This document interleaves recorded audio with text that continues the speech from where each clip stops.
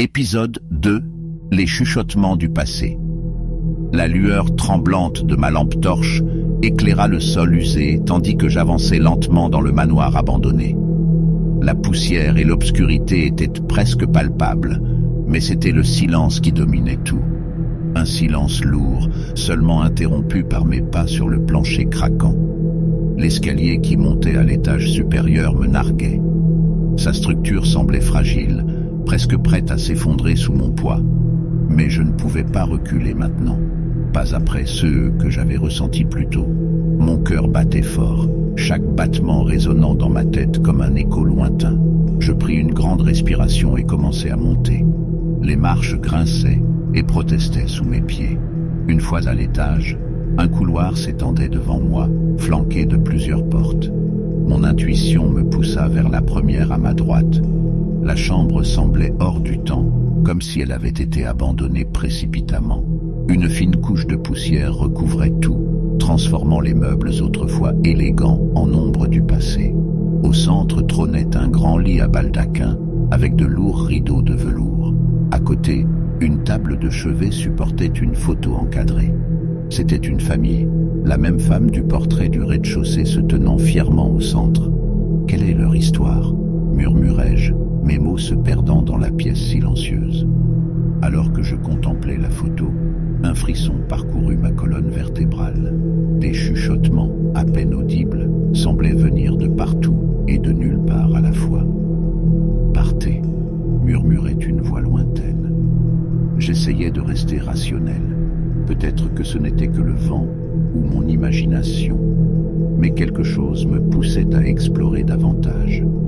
Je sortis de la chambre et traversai le couloir, chaque porte semblant cacher ses propres secrets. La dernière porte du couloir, cependant, était différente. Elle était entièrement fermée, avec une étrange serrure en forme d'œil. Avec prudence, je l'ouvris.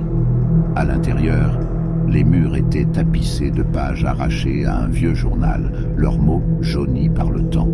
Une odeur de moisi emplissait l'air.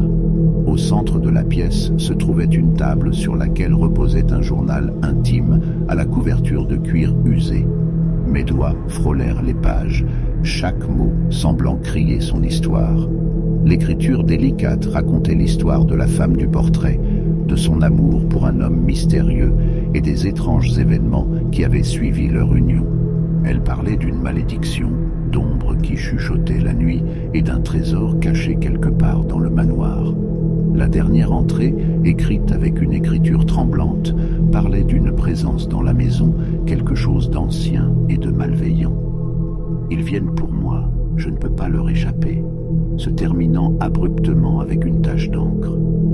Alors que je refermais le journal, un bruit sourd me fit sursauter. Des pas lents mais déterminés résonnaient dans le couloir. Je me cachai derrière un rideau, mon cœur battant à tout rompre. La porte s'ouvrit lentement, laissant entrer une ombre menaçante. La lumière de ma lampe torche révéla une silhouette familière, la femme du portrait, mais son regard était vide, ses mouvements saccadés. Je savais que je devais fuir, mais où ? La fenêtre semblait être la seule issue. Sans réfléchir, je l'ouvris et sautai dehors, atterrissant dans l'herbe humide. La lumière de la lune éclairait faiblement le paysage. Je courus aussi vite que mes jambes le permettaient, ne m'arrêtant que lorsque je fus sûr d'être en sécurité. Une fois à distance, je repris mon souffle. Mes pensées étaient en tumulte. Qu'avais-je vu ?